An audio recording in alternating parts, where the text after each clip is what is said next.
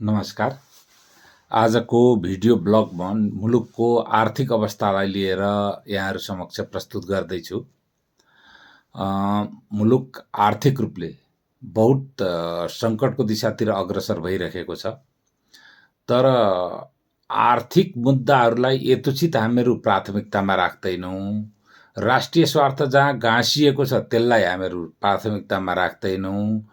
हरेक अब राजनीतिक मुद्दा र राजनीतिक उठापटक मात्रै हाम्रा समाचार बन्छन् र बढी भावनात्मक मुद्दालाई लिएर राजनीतिक खेल खेल्ने काममा नेपालको सञ्चार जगत र राजनीतिक वृत्त बढी लागि परेको देखिन्छ। तर सबैभन्दा महत्त्वपूर्ण मुद्दा भनेको आर्थिक मुद्दै हो, यो भनिरहनु पर्दैन।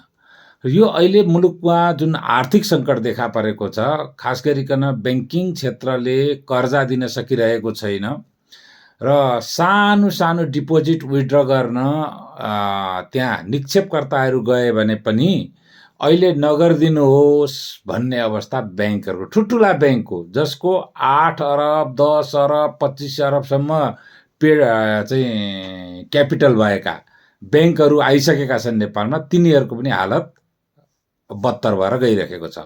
आखिर यो स्थिति किन आयो र यसको निराकरण के गर्नु पर्छ सरकारले, यसको बारेमा यथोचित बहसहरू भइरहेको छैन। अब अहिलेसम्मको मेरो जुन कार्यानुभव भयो, ब्याङ्कको कर्जा उपभोक्ताको रूपमा ब्याङ्कलाई जसरी बुझियो र एउटा व्यवसाय गर्दाखेरि अर्थतन्त्रलाई जसरी बुझियो र जसरी अध्ययन गर्यो, के गर्ने, व्यवसायमा पसेपछि जुन डिसिप्लिनमा आएको भए पनि तपाईँले व्यवस्थापन र अर्थशास्त्र अध्ययन नगरिकन तपाईँ अगाडि बढ्नै सक्नुहुन्न। र सँगसँगै त्यसले जुन व्यवसायमा आफू बसिएको छ त्यसमा प्राविधिक रूपले तोकियो भने पनि बुझ्नुपर्ने हुन्छ।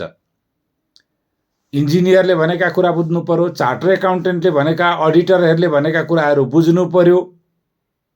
त्यसको जुन सम्भाव्यता प्रतिवेदनमा आएका आर्थिक विषयका विषयवस्तुहरू बुझ्नु पर्यो। त्यसकारण त्यो एकाङ्गी भएर सकिँदैन। यी सबैको चाहिँ यथोचित ज्ञान हुन जरुरी छ। त्यसले गर्दाखेरि लामो अनुभवमा ती सब अब धेरैवटा परियोजनामा त्यस प्रकारले प्रत्यक्ष संलग्न भइसकेपछि यो चाहिँ लाइब्रेरीको ज्ञानभन्दा अलग किसिमको ज्ञान, यो त प्रयोगात्मक ज्ञानै हुन्छ। र त्यसको आधारमा पनि जुन मैले अध्ययन गरेको छु र निरन्तर रूपमा अब आर्थिक विषय मेरा चाखका विषय हुन्। यद्यपि म विश्लेषकको रूपमा आउँदाखेरि तपाईँहरूले मबाट राजनैतिक कुरा, अन्तर्राष्ट्रिय राजनीति, भू राजनीतिको विषयहरू बढी सुन्न चाहनुहुन्छ, रुचाउनुहुन्छ र भू राजनीति मेरो पनि चाखेको विषय हो। र सँगसँगै अब अर्थनीति त यो मुटु नै भयो। यद्यपि नेपालीहरूको लागि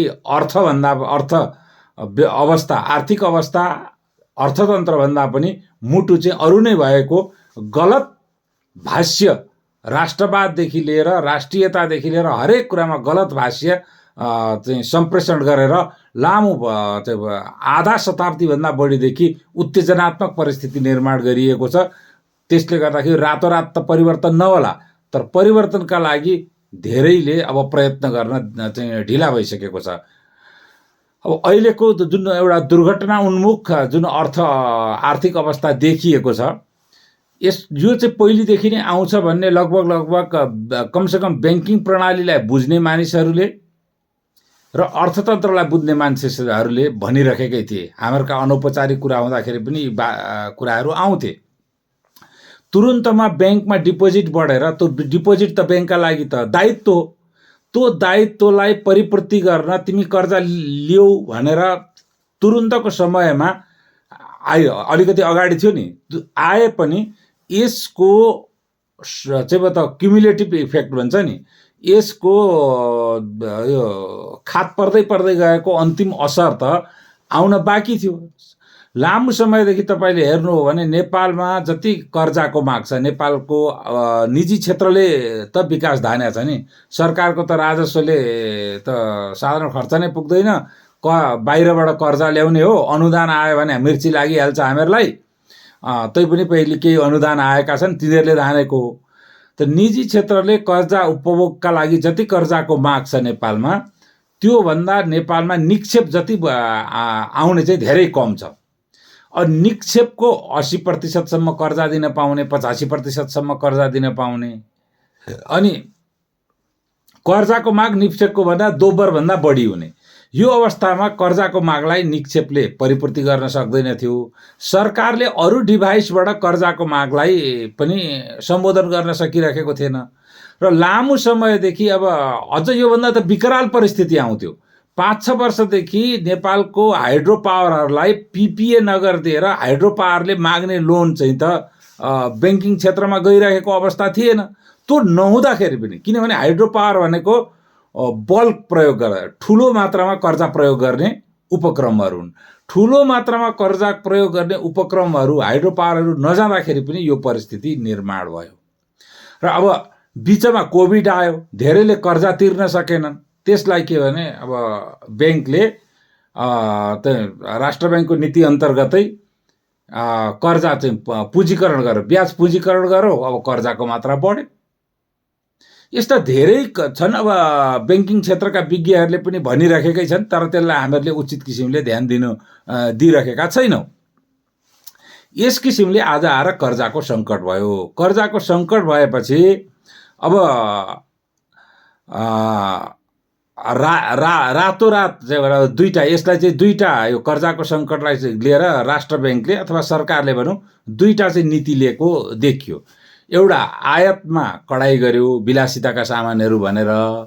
अर्को चाहिँ अलिकति अगाडि गर्यो, सेयर बजारमा ठुला चाहिँ मतलब लगानीकर्ताहरूले लिने ठुलो कर्जालाई चाहिँ मतलब निरुत्साहित गरेर 12 करोडसम्म मात्रै मार्जिन लेन्डिङ लिन पाउने भनेर गरिदियो। त्यो त्यतिखेर नगरिदिएको भए र ठुला कर्जाले उपभोग गरेको भए झन् परिस्थिति के हुन्थ्यो होला, त्यो अहिले हामी सबैले कल्पना गर्न सक्छौँ। त्यो 12 करोडमा राख्दाखेरि अब स्टक एक्सचेन्जमा कारोबार त घट्यो। अहिले अलिकति बियरिस ट्रेन्ड, साह्रै बियरिस त होइन, ट्रेन्ड पनि तल आयो होइन, केही बियरिस ट्रेन्ड पनि भयो। कारोबार अब 20 अरबसम्म कारोबार भइरहेको बजार चाहिँ 4-5 अरबमा पनि घटेर आयो। तर त्यसले अरू सेक्टरका रिटेल जुन एउटा साना कर्जा उपभोक्ताहरू छन् तिनीहरूलाई त्यत्रो चाहिँ मार्कामा पारेन। त्यसले अलिकति सहज परिस्थिति चाहिँ निर्माण गरिदियो। अब अर्को के भने अहिले चाहिँ विलासिताका सामानहरू आयातमा 100%ले मात्रै 100% मूल्य राखेर मात्रै पत्र खोल्न पाउने बनाइदियो। अब यसले के गर्यो भने अब ती सामानहरूको बजार मूल्य चाहिँ वात्तै बढ्ने स्थिति आयो। अब हरेक व्यापारीलाई 100% हुँदैन। व्यापारको साइकल भनेको के हो भने पहिले 10% राखेर अथवा 5% मार्जिन राखेर एलसी खोल्ने हो, प्रतिपत्र खोल्ने हो। त्यस पछाडि उताबाट सामान पठाएको डकुमेन्ट आएपछि त्यो डकुमेन्ट छुटाउँदाखेरि लगभग अब त्यसको 30%सम्म भनौँ न पैसा तिर्ने हो। अनि बाँकी 70% चाहिँ ट्रस्ट रिटिभ लोन भन्छ, टिआर लोन भन्छ, लोनमा बुक गर्ने हो। त्यो अब 90 दिनको हुन्छ, 3 महिनाको हुन्छ, अथवा कुनै 180 दिनको होला अथवा 120 दिनको होला। त्यसको सिद्धान्त के हो भने त्यो सामान आएपछि त्यो सामान बेच्छ, जति बेच्दै जान्छ, जति बेचेर लगेर त्यो सल्टाउने हो। एक किसिमले ब्याङ्कलाई पोस्टपेड हो 70%, ब्याङ्कले तिर्दिएको हुन्छ त्यो इन्ट्रेस्टमा। अब व्यापारीका लागि चाहिँ त त्यो सबै पोस्टपेडमा आउँथ्यो सामान 70%। अब 100% प्रिपेडमा आउँदाखेरि उसित त्यति पैसा आउँदैन। अब उसले के भयो भने यसले गर्दाखेरि अब यो ब्लेड मनी भन्छ इन्डियामा, नेपालमा मिटर ब्याज भन्छ नि, मिटर ब्याजीहरू त चर्को ब्याजमा उठाएर भए पनि उसले त्यहाँबाट लिएर आउनु पर्यो। अन्तिममा त के भने चर्को ब्याज लिनेमा पनि पैसा, कालो पैसा थुप्रिने भयो। यहाँ पनि अब मूल्य वृद्धि हुने स्थिति आयो। र यसको अर्को के भने सरकारको अहिलेको सबभन्दा ठुलो समस्या राजस्व। अब मार्केटलाई जुन निरुत्साहित गरियो ठुला लगानीकर्तालाई मार्जिन लेन्डिङ कम दिएर, त मार्केटको त साइज घट्यो। 20 अरबको कारोबारबाट 5 अरबमा घट्दाखेरि राजस्व सरकारलाई नै समस्या आयो। अब यता पनि विलासिताका सामानमै सबभन्दा बढी चाहिँ करहरू छ, त्यो कर आएन भने राजस्व सरकारलाई त राजस्वमा त घाटा नै हुनेवाला छ। त्यस कारण यसले अब राजस्वमा असर गर्नेवाला छ। यो असर त चक्रीय भएर जानेवाला छ। हेर्नुहोस्, यो कुनै बहादुरी भइरहेको अवस्था चाहिँ छैन। तर यसबाट मुक्त गरेर चाहिँ यो स्थिति चाहिँ होइन है। मेरो सल्लाह कतिले लिनुहुन्छ, भिडियोले कतिले हेर्नुहुन्छ, त आफ्ना ठाउँमा छ। पहिलो कुरो त के भने हाम्रो सबभन्दा ठुलो व्यापारमा समस्या भनेको भारतसितको व्यापार घाटा पनि छ, चीनसितको व्यापार घाटा पनि छ। सबभन्दा ठुलो व्यापार घाटा भारतसित छ, दोस्रो व्यापार घाटा चीनसित छ। त यत्रो ठुलो व्यापार घाटा भइरहेका बेला हामीहरूलाई चाहिँ एकदमै डेप्ट क्राइसिस भयो। अब ब्याङ्किङ क्षेत्रले कर्जा नै दिन नसक्ने अवस्था भयो। हाम्रो आपूर्ति प्रणाली फेरि आयातमा आधारित छ। या आपूर्ति गर्ने सामानहरूको आयातै नहुने स्थिति हो भने त या त हाहाकार हुन्छ। त्यो अवस्थामा संसारमा चलेको प्रचलन हो, जुन देशसित बढी अब अलिक कम्फर्टेबल रिलेसन छ र बढी हाम्रो व्यापार घाटा छ, त्योसित करेन्सी स्वाप माग्नु पर्यो हामीहरूले। 1 अरब डलर कति हुन्छ? अहिले भर्खरै 48 अरब कि कति त विश्व ब्याङ्क कि IMF कसित माग्ने कुरा निर्णय गरेको छ। त्यस्तै गरेर भारतसित यत्रो घाटा छ भने भारतलाई यो प्रस्ताव किन हामीहरू गरिरहेका छैनौँ? यो धेरै महत्त्वपूर्ण हो। दोस्रो कुरो, अब पैसा निकाल्नका लागि मलाई अचम्म लाग्छ हाम्रो मनोविज्ञान देखेर। पैसा भनेको विकास निर्माणमा बाहिरबाट पैसा आयो भने नेपालको यो जुन तरलता छ त्यो आफै बढ्छ। तरलता भनेको नेपाली मुद्रामा मात्रै आधारित छैन, डलरमा पनि आधारित छ, भारूमा पनि आधारित छ।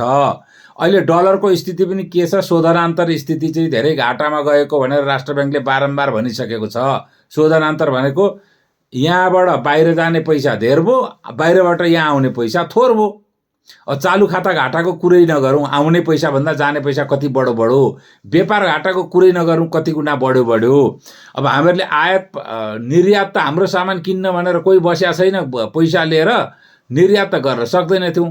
आयात प्रतिस्थापन गर्थ्यौँ, त्यसतर्फ हामीहरू अरू चामल र अब रागा भैँसी यस्तो चिजमा पनि लागेनौँ। अब त्यो त अब लामो समयदेखि गर्नु पर्थ्यो। अहिले फुत्त जनार्दन शर्मा अर्थमन्त्री भएका बेला र शेरबहादुर प्रधानमन्त्री भएका बेला अहिले मात्रै आएको समस्या होइन कि त्यसरी टिप्पणी गरिँदैछ नि त। यो त क्युमुलेटिभ इफेक्ट हो। आज रातोरात चाहिँ त अहिले काउली नै भारतबाट आयो, केरा आयो भने पनि त त्यो केरा त 2 वर्ष अगाडि रोक्नु पर्थ्यो नि त आज फल्नका लागि। अब आज चाहिँ त रागाहरू उताबाट इम्पोर्ट भए भने पनि अब यो अनअथोराइज हुन्छ। त्यो रागो चाहिँ यहाँ खानका लागि त 1 वर्ष अगाडि जन्मिनु पर्थ्यो नि त। त्यो जन्मिनलाई त अर्को 1 वर्ष अगाडि भैँसी पाल्नु पर्थ्यो, 2 वर्ष अगाडि भैँसी पाल्नु पर्थ्यो नि त। त्यो स्थिति पहिलेदेखि हामीहरूलाई यसरी क्युमुलेटिभ भएर आइपरेको हो र यसले एक दिन न एक दिन हान्छ। यो अहिले तपाईँले 48 अरब ल्याएर मिलाउनु भयो, फेरि हान्छ। तर दीर्घकालीन नीति तपाईँको के हो त्यो कुरो आउनु पर्यो।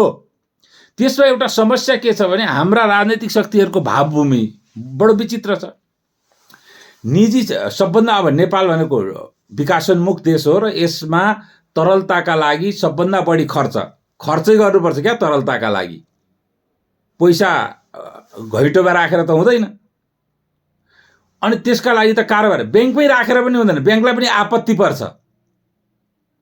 कर्जा लिएर त्यसलाई उपयोग गर्ने कर्जा उपभोक्ता चाहियो। त्यसकारण कर्जा उपभोक्ता नै देशका पालनकर्ता हुन्। त्यो कुरो बुझ्नुहोस्, राजस्व त्यहीँबाट आउँछ कर्जा उपभोक्ताको कारणले।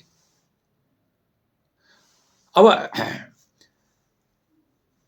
त्यसका लागि अब हेर्नुहोस् है, निजी क्षेत्रलाई पनि अब विकास निर्माणमै नेपालमा पैसा खर्च हुने, त्यो विकास निर्माणको कार्यहरू निजी क्षेत्रलाई पनि नदिने, दिएमा पनि असाध्यै अनुदार नीति हुने। सरकारको राजस्वले तलब भत्तै पुग्दैन, साधारण खर्चै पुग्दैन, सरकारले दिनै सक्ने स्थिति छैन। अनुदान लियो मिर्ची लाग्छ। कर्जा लिन पनि नेपालले कर्जा लिएर बनाएका केही मोडेल उदाहरणहरू छन्। ती उदाहरणहरूले गर्दाखेरि सरकारको स्वामित्वमा र सरकारले नै को अधीनमा रही खर्च गरेर बनाएका परियोजनाहरू जुन अवस्थामा अहिले नेपालमा छन्, तिनीहरूले अन्तर्राष्ट्रिय गुडविल हामीहरूको समाप्त पारेछ।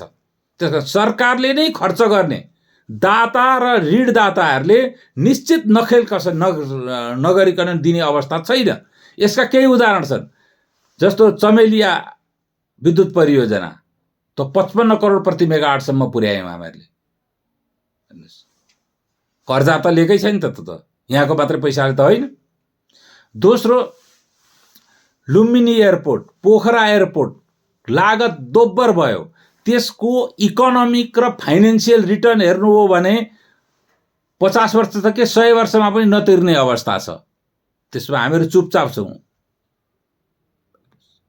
अनि यसरी सरकारले कर्जा लिएर, तपाईँ हामीलाई कर्जा बोकाएर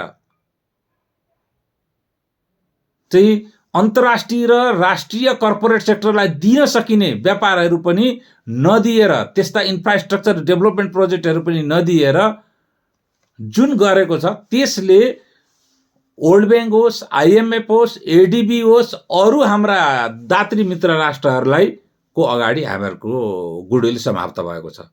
त्यसकारण सरकारले भन्दा निजी क्षेत्रले व्यवस्थापन गर्छ। निजीलाई यसरी यहाँ संलग्न गराउँछौँ, तिमी हामी कर्जा देऊ भनौँ भने चाहिँ त्यो चाहिँ सहज हुने अवस्था छ। अहिलेको धरातलीय यथार्थ यही हो। कसैलाई मन परे परोस्, नपरे नपरोस् हेर्नुहोस्। र यसका लागि मैले केही पोलिसी सजेस्ट गरेको छु। अघि करेन्सी स्वाप 1 वर्षको लागि हो, तर त्यो 1 वर्ष बिचमा फेरि यहाँ त डलर त आउनु पर्यो नि त रिटर्न गर्नलाई। त्यो पनि त अल्पकालीन लोन जस्तै हो।